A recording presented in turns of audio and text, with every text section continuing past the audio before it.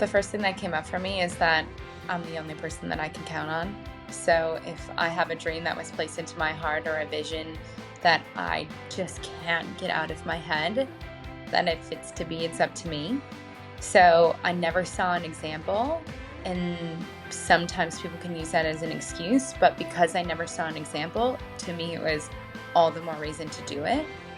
And when people didn't get it or questioned it, ridiculed it, made fun of it, I would often just laugh back. So I was like, oh, they just don't understand. They don't get it. And they're not supposed to, because it wasn't placed in their heart or their mind or for whatever reason placed on their journey to pursue.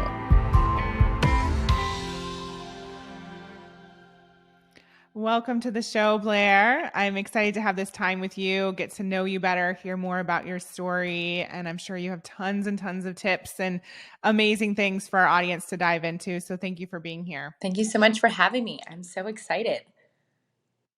So I normally ask people this one question before we even dive in. How would you describe yourself? Oh, how would I describe myself? I feel like I'm so go with the flow, easy, fun, playful, and also love to get shit done. Like very to the point, structured and system. So I'm the whole spectrum.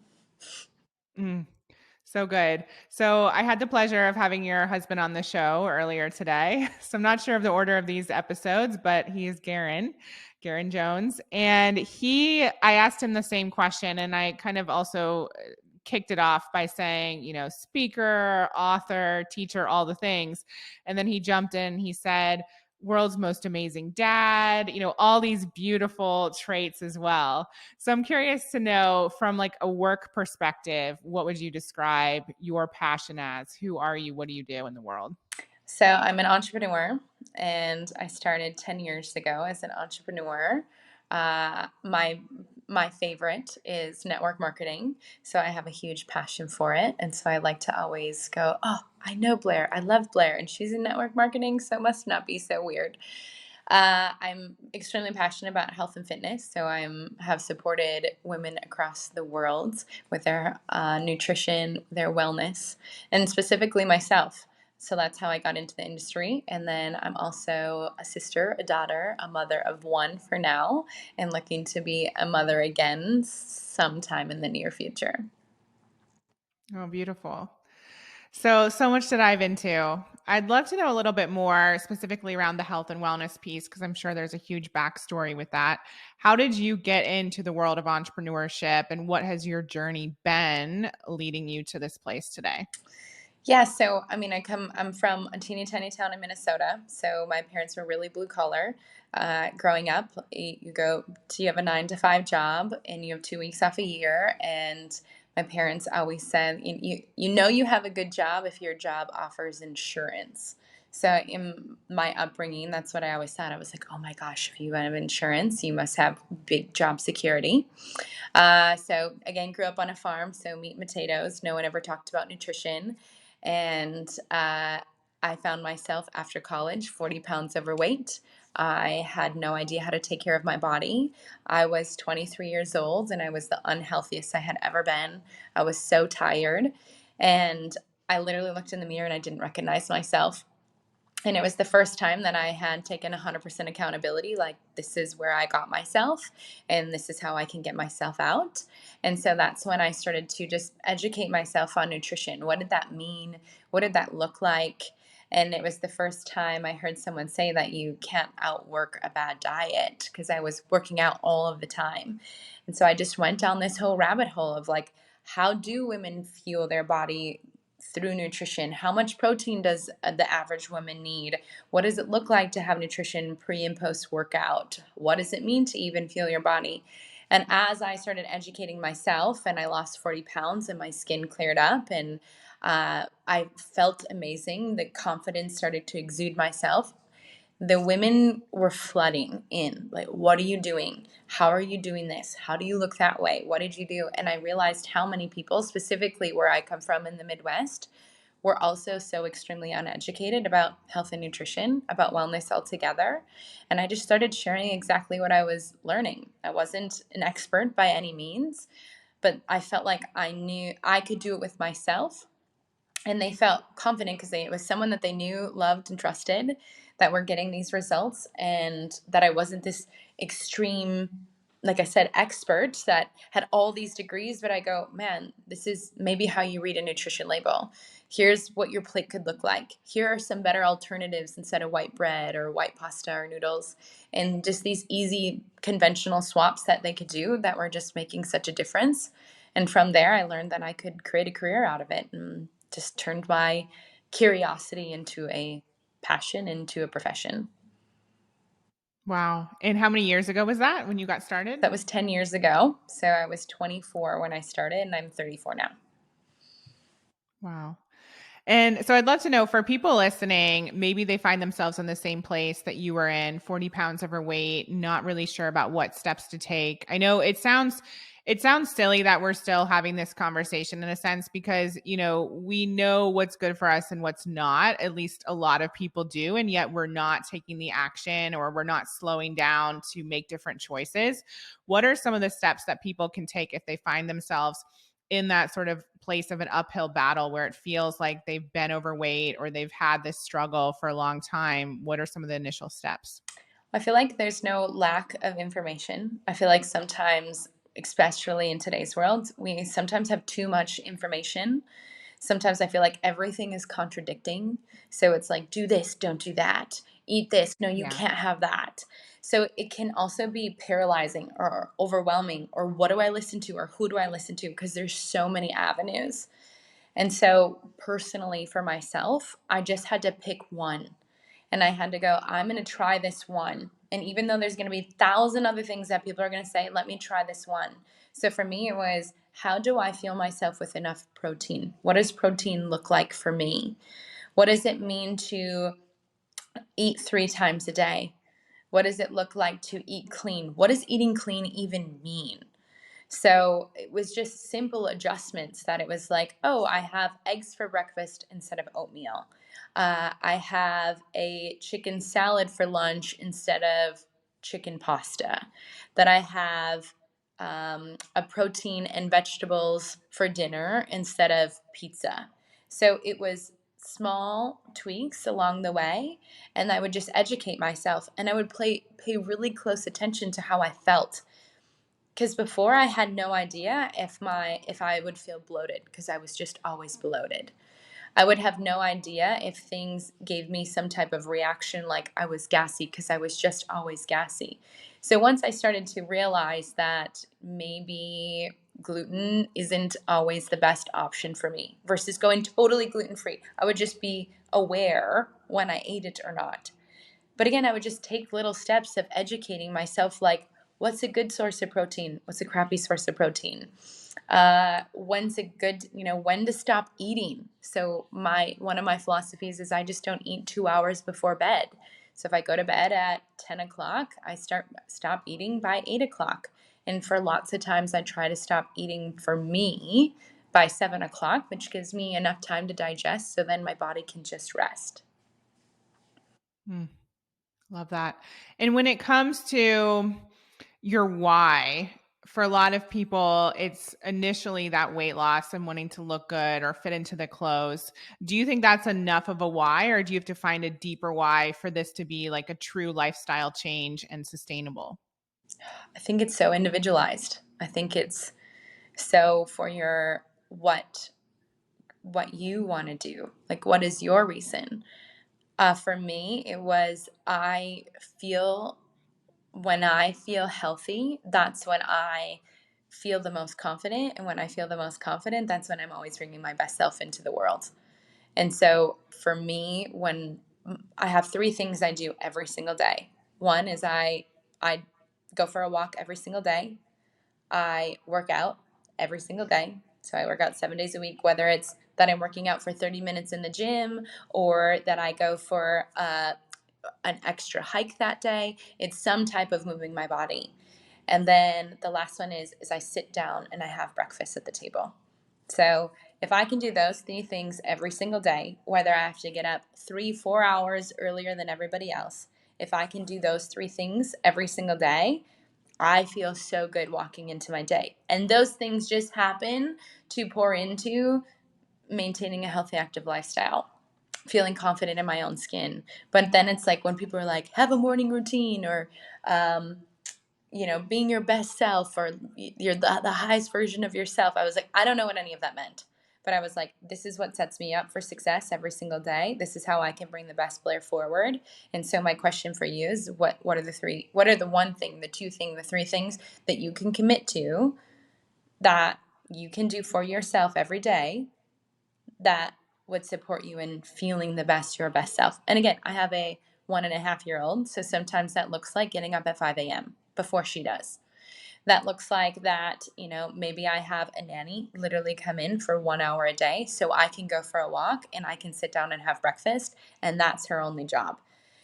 Or it's communicating with my husband so he can work at home during nap time so I can go for a walk. But they're just non negotiables in my life, which again Mm, lead into creating whatever it is that for my why.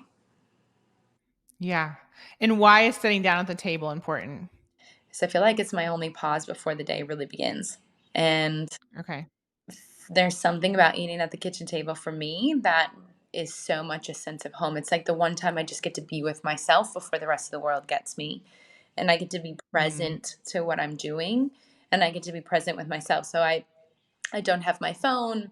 I am not working. Like, I am sitting and I'm eating. My favorite is when I'm sitting and having a meal with somebody else. But for the majority of the yeah. time, my husband's somewhere, the kid's sleeping or she's somewhere, and then it's that 15 minutes of making eggs, sitting down, having hot lemon water, eating my breakfast. So I feel like so much of I'll speak for my life is just constantly on the go. So it's like, hey, can you hit a pause for a second for 20 minutes just to have a breakfast? And sometimes, like I said, that's getting up 2 hours before everybody else is so I can have that time. But that's my commitment to myself. Yeah. No, I love how you put that, your commitment to yourself. And I think so often it's interesting because I've been having a lot of conversations with people on the show about discipline. And that word has such a negative connotation for many people. And I heard it described recently that you're actually a disciple of something when you are disciplined. And I think that's so beautiful and it shifts everything. And I think it's hard sometimes for people to understand, like, how can I be kind to myself, but also have discipline around something and like have a commitment to myself? You know what I mean? Like, it can be so confusing. And I mean, for me, one of the key things that I think about is, kindness to myself is often upholding those commitments, is often being disciplined enough to follow through or to study something or go to the next level. But oftentimes we think holding ourselves to something is not loving. So I think a lot of people have to kind of make that shift in their mind. 100%. Absolutely. I Yeah. agree with you 100. And in terms of entrepreneurship in general, I'm from the Midwest as well. I'm from Ohio. I grew up with entrepreneurs all around me though, so my mindset was a little bit different, and my dad was in a very high risk business, my grandpa's same thing. So that was normal to me. And I'm curious to know, coming from the space that you came from with, the thoughts around what safety is, insurance, 401k, job security, what mindset blocks did you have to overcome in order to really thrive as an entrepreneur? The first thing that came up for me is that I'm the only person that I can count on. So if I have a dream that was placed into my heart, or a vision that I just can't get out of my head, then if it's to be, it's up to me. So I never saw an example. And sometimes people can use that as an excuse. But because I never saw an example, to me, it was all the more reason to do it. And when people didn't get it or questioned it, ridiculed it, made fun of it, I would often just laugh back because I was like, oh, they just don't understand. They don't get it. And they're not supposed to, because it wasn't placed in their heart or their mind or for whatever reason, placed on their journey to pursue. And I really oftentimes, for the most part, never took it personal, because it was such a belief. I was like, well, why would they understand? They work a 9 to 5 for the last 30 years. Why would they think that this is safe? I'm doing something that comes with so much uncertainty. And Yeah. Tony Robbins talks about it all the time. It's like the level of success often depends upon the level of which uncertainty one can handle. And for me, I was just potentially blessed with or willing to allow an incredible amount of uncertainty in my life when pursuing something that I wanted to do. Now, some people can't handle that. They're like, I can't handle not knowing how much I'm going to make. I can't handle not knowing where I'm not going to be in a year. I can't handle not knowing how this is going to pan out or when my next paycheck is going to come, which is no problem. I think that's just a conversation you get to have within yourself of what am I willing to do and what am I not willing to do. And I just, like you said, high risk. I was willing to take a high level risk on myself, which just happened to have a high level of reward on the other side of it. Mhm. I love that. And were you met with, like you said, there were some people who didn't understand it. Was it challenging for you within your personal relationships as you started to go down a different path? 100%. And it came back to that I made non-negotiables with myself. Like I had flat out told my family like I legitimately can't afford time, and I literally couldn't afford, didn't have money. For 3 years I said I don't know if I'm going to be able to make it home for Christmas, for birthdays, for holidays, for weddings, for summer. Because it's going to take all of my willpower. I was 24 at the time. It's going to take all of my willpower, all of my time, all of my money, anything that I have in order to get this started up. And that came with a massive level of resistance, specifically with my sister, because my older sister raised me from my whole life. I think she was my mother in every lifetime but this one. And I missed baby showers and I missed baptisms. And that was hard for her. And that was also hard for me because I feel like I was letting down the one person that loved me my whole life. However, I just kept coming back to one day they're going to understand. One day that they're going to see what you can see. One day they're going to get it. And full circle, 5 years later, they call me and say, "Thank you for never listening. Thank you for leading and showing us afterward." Again, people just couldn't see it and they didn't understand. And so again, was it hard in the moment? Yes, but really going inside, I was like, I know this is going to work. And so although it sucks right now, it's going to pan out. I just have to keep going. And it was also a lot of motivation of why I wanted it to work because I was like, it has to work.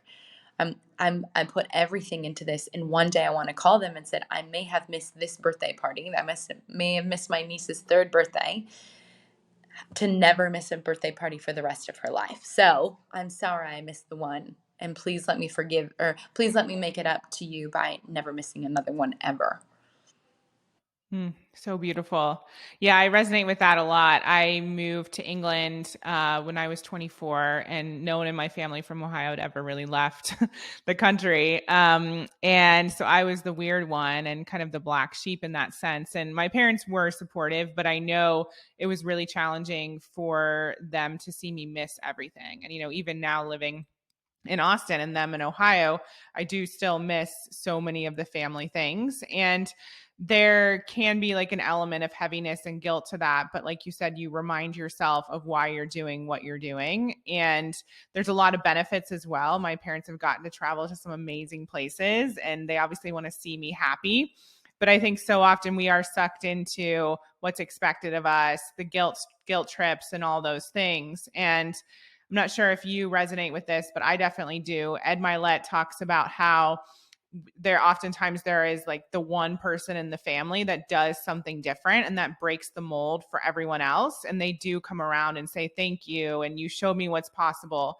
Have you experienced that in your life? Yes, absolutely. So I was the black sheep, and I feel like maybe a lot of people in your audience could also resonate if they're here listening.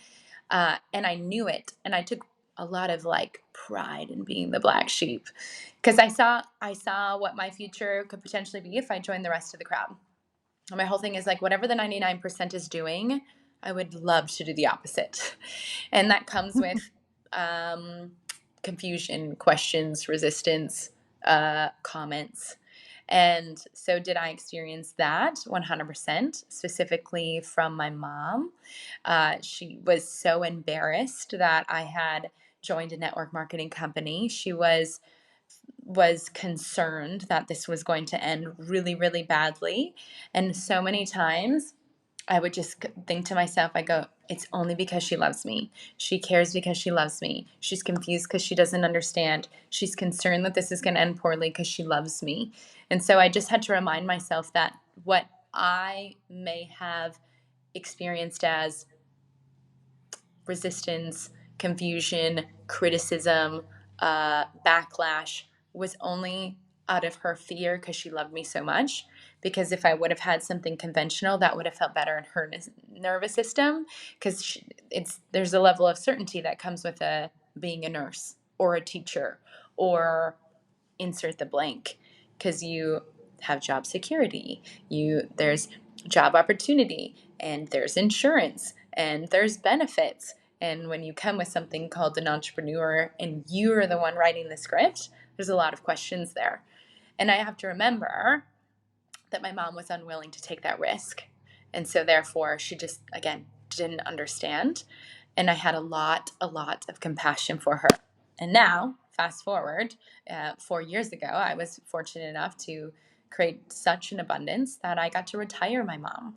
And so, therefore, instead of her waiting until she was 67 to retire from her nursing job, I got to go, okay, mom, this is how much you make a month. I'm going to replace that so you don't have to wait 7 more years until you have to stop working. And she's now more active than ever. They travel more than ever. They get to come here to visit us more than ever. And again, every month when she gets a paycheck, I get a thank you saying, thank you so much. My life is so different because you chose different and didn't ever want or intend for that response from her. However, that was just the blessing and that I got to do by going against the 99%. Wow, that's incredible. And I know your husband, I just interviewed him, like I said, and he shared the same thing about his own mother and being able to retire her. So I know that, alarm bells in a good way are going off for people listening to this, and they want to know how in the world you were able to create that much abundance in your life. So can you talk a little bit more about some of the steps that you took? Obviously, you started this business, you have the network marketing piece. What were some of the key steps that led to you creating so much abundance and wealth? It was so much of my mindset. Like, it was so much listening to podcasts like this, following people like my husband. I read so many books, like The 10 Distinctions Between the Middle Class and Millionaires. Tim Ferriss. I would read so many things because I wanted to get into the mindset of people that were further down the journey than I was. Funny enough, I had found Ed Milet 10 years ago, and I just would listen Wow. to motivational videos that he had on YouTube when I was getting ready. And I would just get into this mindset of what it had to take because I wasn't surrounded by people who were thinking like me, who were working like me, who were creating goals like I was, because I was surrounded by the 99%.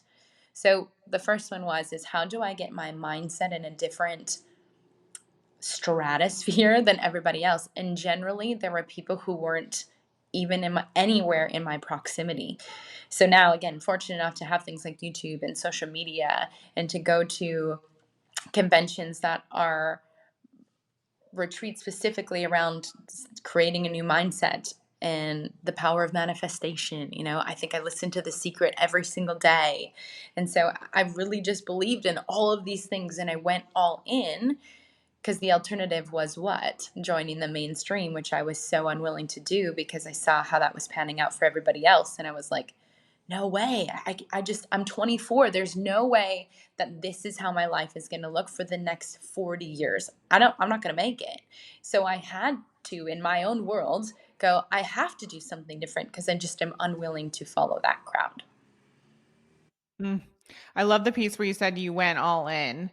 And I think that's so key because how many people, I've even heard this from colleagues, they're like, oh, I'm just going to test it out. I'm just going to dip my toe in the water, essentially, is what they're saying. And you know, you're not going to get where you want to go by like half-assing it. You're just not, especially with what's required to make such a big change and transform your mindset and put yourself out there and all the steps. So I think that's so key. And your mind comes first. Like when you go all in your mind, then your actions are going to follow. And I can see that that's what you did. I mean, it was total submersion. It's like when I was in my car, I was listening to things. When I was going for a walk, I was listening to an audiobook. When I was working out, I was listening to an audiobook. When I was at home, I was watching The Secret. So it was just like all the time because I had to retrain 24 years of my brain thinking and being one way and to literally self-educate myself of a whole new way of operating. So that I was like, how do you go all in? It's just for me, it was submersion. Mhm. And so you and your husband are both in the wellness and personal development space, and everyone knows James and I also are. How do you manage that? Because that's a lot. Like, I'm just laughing because it's a lot. Like you're always, this is your whole world, and you're always on the growth track, always up leveling, always listening to podcasts, reading all the things. And I'm making it sound really exhausting. Sometimes it can be, but most of the time it's amazing. But how do you manage that? Like, do you ever have issues with the fact that it is so all encompassing and it's there all the time, and sometimes you just want to like do nothing? I'm just curious to know about that dynamic. Yes.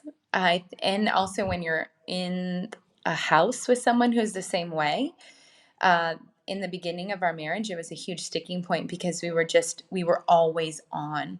And then when I wasn't on, like I was tired or I wanted to take a break, then I would get FOMO because he was on. And then I would just pull myself out and I would just be like, I need to create something. I need to build something. I need to learn something new. Like it was this never ending fast track.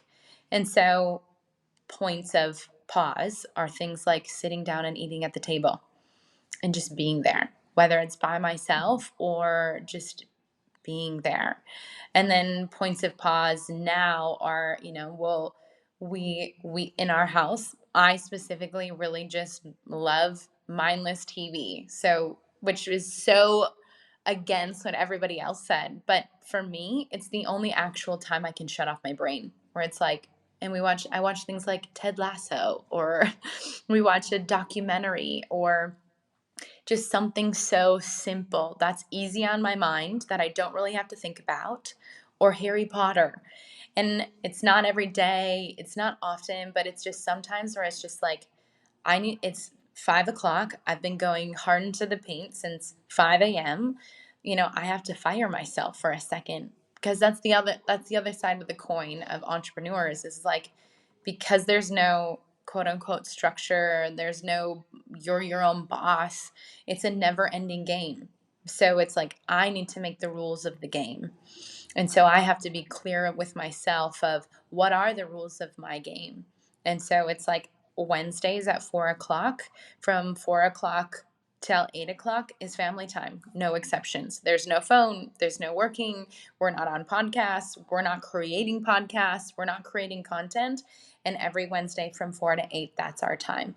But to do things like that was not easy because it's like, oh, if I'm 10 minutes late, he's not going to notice. Oh, I'm just going to finish this one project. Oh, I'm just going to send one more. But that's the game that never ends. So until we put in rules or our own structure in it, then I feel like sometimes we can succumb to it because now I am powerless because it's like I'm serving this addiction I have of mine of learning, of growing, of creating, of Mhm. giving, of doing versus like, no, no, no. I'm the one that's in charge of this game. But if I'm in charge, I have to know the rules that I'm playing in the own game that I created. Yeah. Oh, that's so good. And in terms of your dynamic, so mine and James is a little bit different from what I perceive yours is in that he doesn't actually have his own business and doesn't want to. He is a coach within other companies. And but how do you guys navigate the fact that, you ultimately, from what I'm seeing, have two businesses, maybe more, with network marketing and the health and wellness side of things? Garen has a lot going on. Like, how do you guys navigate both of you wanting to have big like both of you having big dreams and going for so many different things. Yes. So this is part of creating the rules of the game, not only for Yeah. myself, but then I have a game called Blair, and then I have a game called My Marriage. And so it's like, it's interesting. Game as in we understand how we're going to navigate in both of them individually and simultaneously with each other. So we have things Okay. that we put in place every year. So every year, Garen and I go on a vision moon. And so it's 3 days, just him and I, and we get really clear. We go every November and we plan out the entire upcoming year, and we pick our word for the year. We pick our word for our year for our marriage. We book any vacations that we're going to have, so it's set in stone. So if Garen and I are going to travel together, we on that weekend we buy the tickets, we book the resort, we buy the flights, so nothing can ever get in the way of our time throughout the whole year with each other. Once a week, we do something called a love meeting. It's a 45-minute meeting, just him and I, where we go through our upcoming week. We go through our schedule. We ask what one another needs support with. We talk about our sex life. We talk about our date night. We talk about, is there anything left unsaid? Is there any tension? We work through that.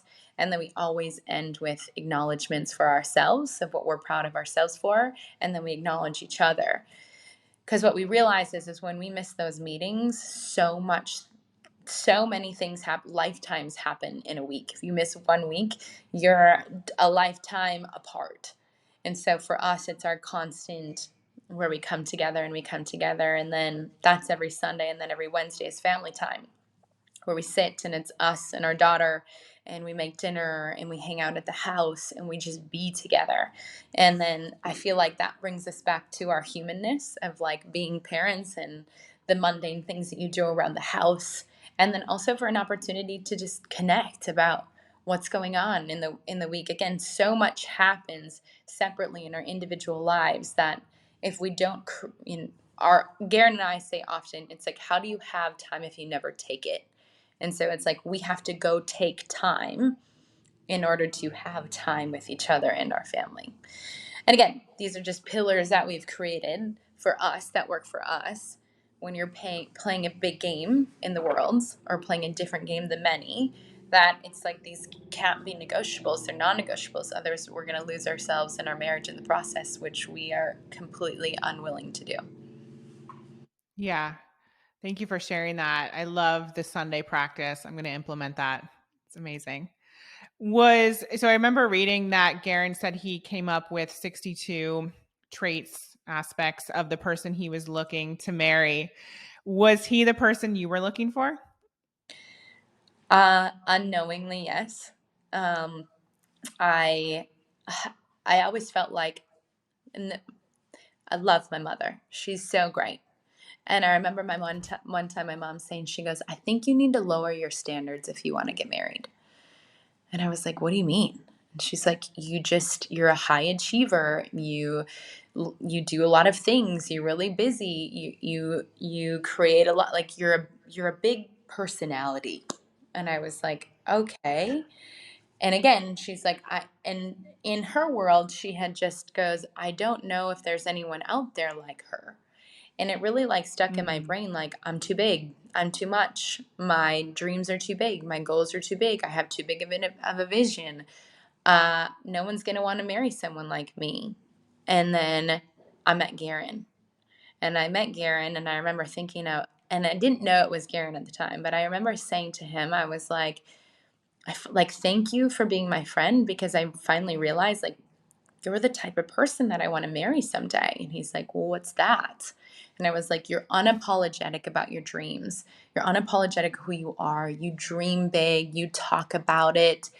You're exuberant with yourself. You know exactly who you are. You travel the world. You make a lot of money, and you don't feel bad about it. And it's fun for you. And so then he goes, so you want to marry someone like me? And I was like, no, I think I want to date you. And then he's like, what'd you say? And I'm like, I don't know. I don't know what I just said. Like, it came out of my mouth because I didn't realize, because I had never seen it before.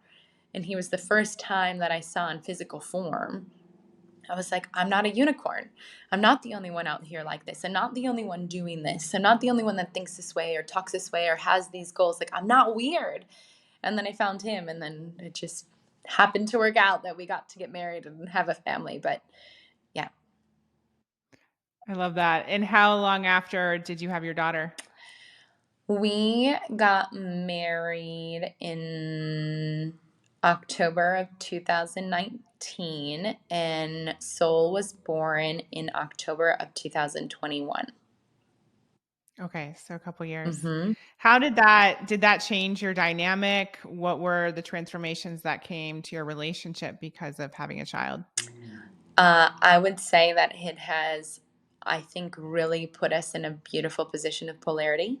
He has really stepped into his masculine, and I have really embodied the feminine in the most beautiful way. I think before we were two quarterbacks living in the same house, trying to play for the same team and fighting for the number one spot. And after becoming mom and dad together, I think we really embraced the beauty of the masculine household and the beautiful divine feminine in the household. And it has created so much more ease in our relationship. And we also put a lot of work in knowing that the statistics say that the first year of having a child in a marriage is generally the hardest year of your marriage. So we just took the statistics and we love creating new ones and just realizing using the information that's out there and going, how do we best prepare ourselves? And we did a lot of work before, while we were pregnant, to put ourselves in a position to win. Like, what does he get to grow into? What do I need to soften into? What am I willing to surrender? What is he willing to take forth? What am I willing to release? Or what am I willing to take on? And we got really, really, really clear in how we were going to operate as parents and as entrepreneurs in one household who have big dreams, goals, and visions. And it was, and to me, I think it brought us closer because it really encouraged us to have lots of conversations and in-depth conversations of like, who's the primary caregiver? What does this look like when you have to travel and I have to travel? What do we do? What does this look like? What are we willing to Mhm. sacrifice and what are we unwilling to sacrifice? And so it really put us, in my opinion, a position to really get clear on our path versus feeling like my life is over because I had a kid. And I was like, which I never understood why people said that, because I was like, well, then why would you ever have a kid? And they're like, oh, but it's so worth it. And I was like, doesn't sound like it. But, and so again, like I wanted to rewrite so many of the narratives that I heard people say when they became parents. And we were committed to doing that. Yeah, I agree completely. And I'm a little bit newer than you. My daughter's only 4 months. But I remember one of my colleagues, she told me that her daughter fit into their life, not the other way around. And of course, there are things that you might transform, but you do that because you want to. And they just have such an amazing relationship with their daughter. And I just so admired that. So that's the way I was thinking about it. I wasn't thinking like, oh, my life is going to end when she comes, or everything's going to change, or we're never going to be able to travel again, or the business is going to have to stop. I feel like people there's such a heaviness on it. And we've tried to approach it in the complete opposite. And we're really blessed because our daughter has been sleeping through the night since she was 8 weeks old. I know not everyone has that. And so I've had like a dream baby in that sense. But I do feel like your attitude and your approach to parenting is going to have an effect on the entire situation. And so, like like you said, changing that statistic, looking at it in a different way, approaching it with the perspective of the people you admire who has a beautiful relationship with their kids, who has a parenting style that resonates with what you want to have, and then starting to do things in that way versus what society tells us has to be the way to do it or the outcome. For sure.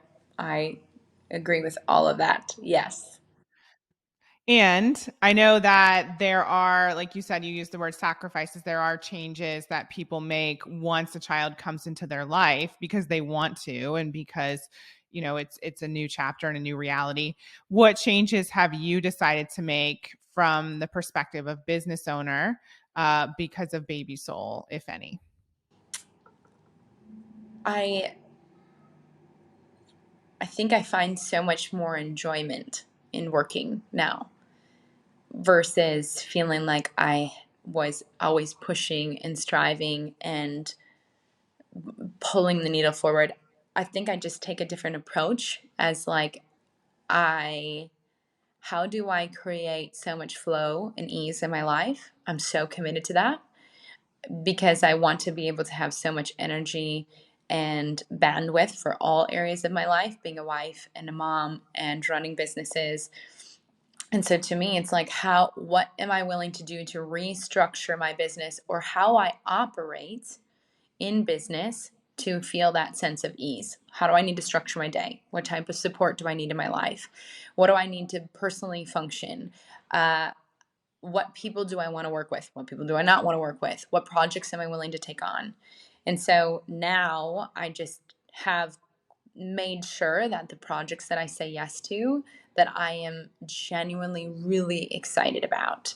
And or I create and start projects that I'm like, yes, this is a full body yes. I can do this because I know the energy and effort that it's going to take to cultivate it. And so if I have this excitement and joy versus this have to and prove it energy, it's a totally different experience in the flow of working because I'm so committed to I like working. I actually love working. It brings me a lot of enjoyment. Some people paint and I like to build businesses. And so I think it was how do I bring that feminine energy into creation like that? That is a masculine field called business building. Because so much of the feminine is so powerful and creative and flow and cultivating and culture within a business setting. But I'm in a masculine genre, right? Business, it's money, penetrating, pushing. So it's just, again, what am I bringing to the project versus what am I unwilling to do anymore? Yeah. And when it comes to multiple things, so I know that there are a lot of stereotypes around network marketing, and I've actually just started to get into that. So I'm really interested in your answer. How do you view network marketing that's different to the rest of the world? And the second question, second part of this is how have you been able to manage multiple businesses? Do they fit together? Are they completely separate? I'd love to understand more. Yes. So the health and wellness is the network marketing business.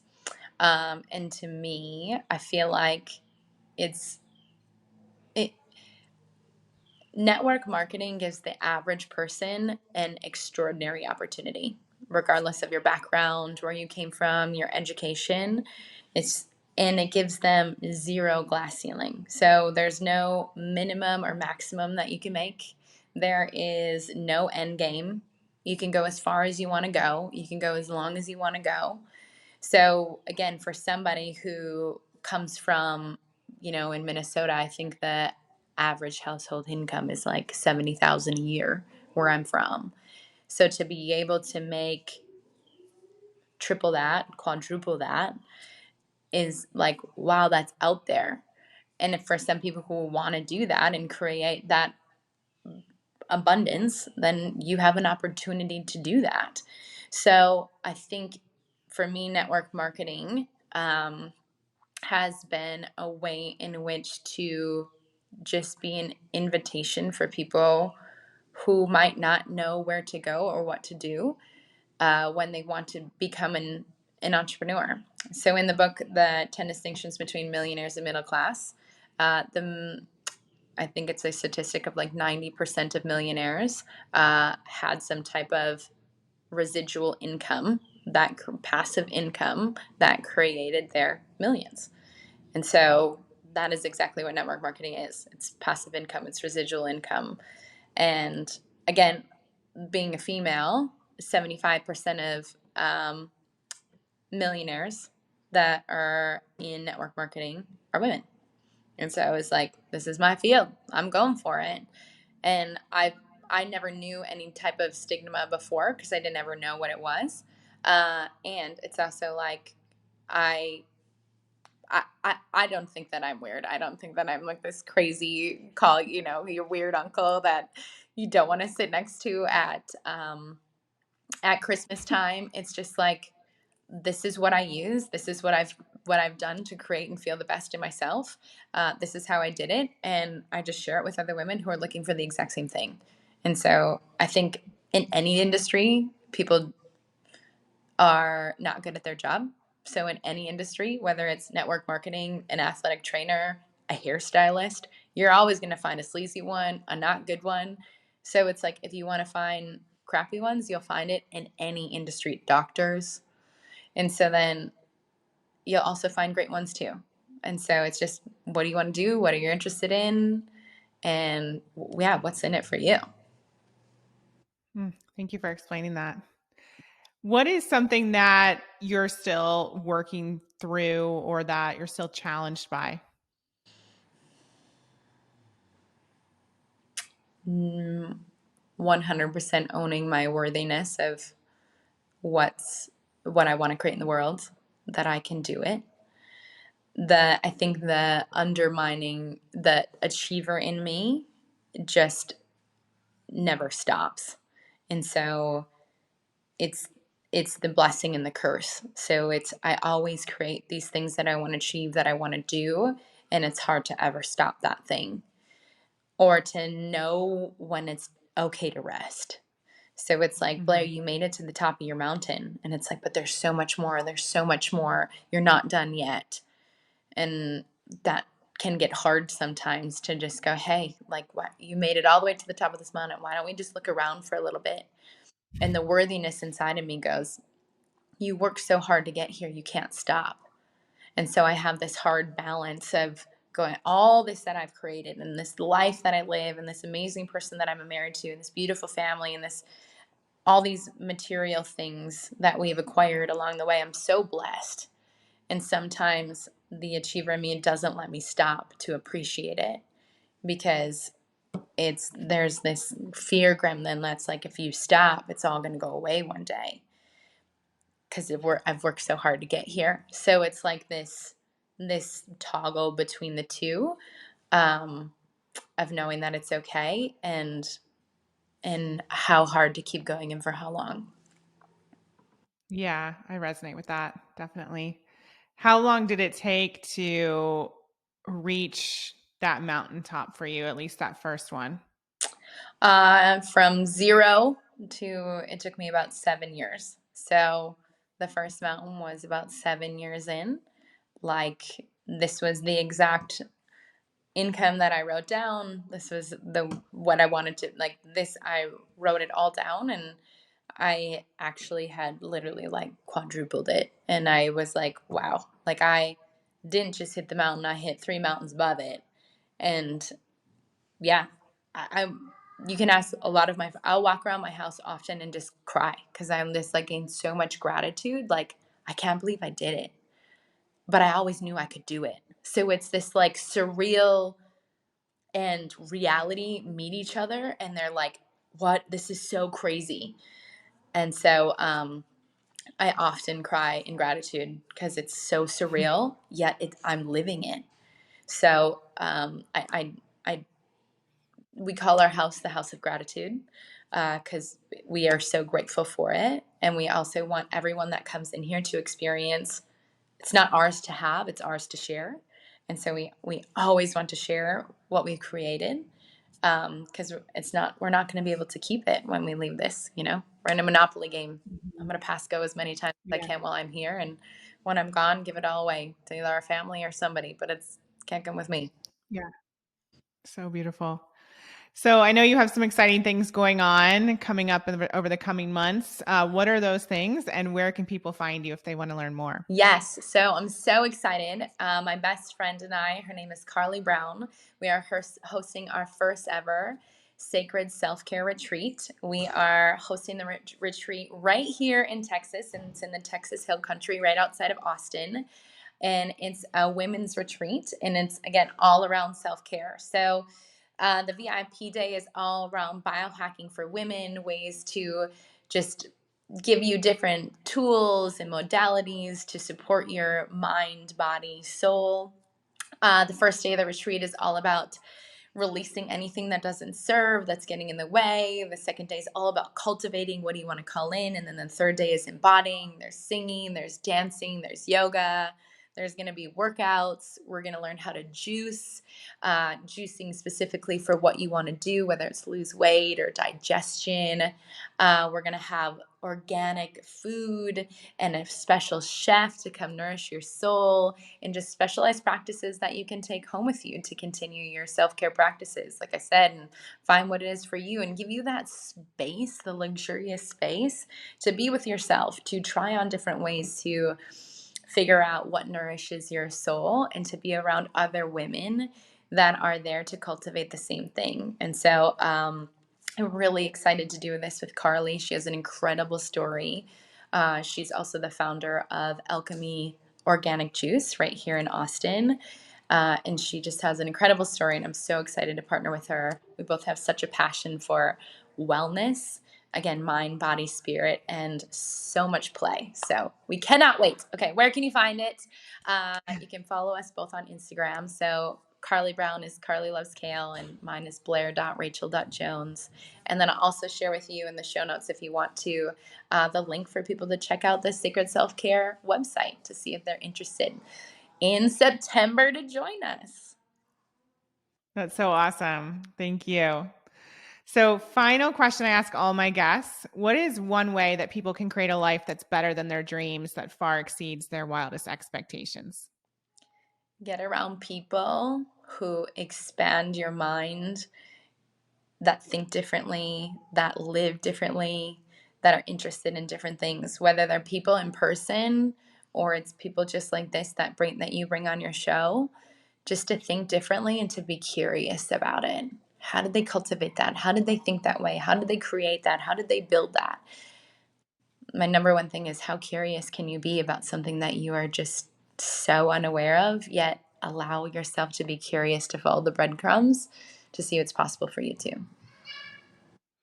That's such a through line of this conversation, because so much of your recipe for success is first asking yourself those powerful questions and being brave enough to answer them, explore them, and then take the action based on those answers. Mm-hmm. So good.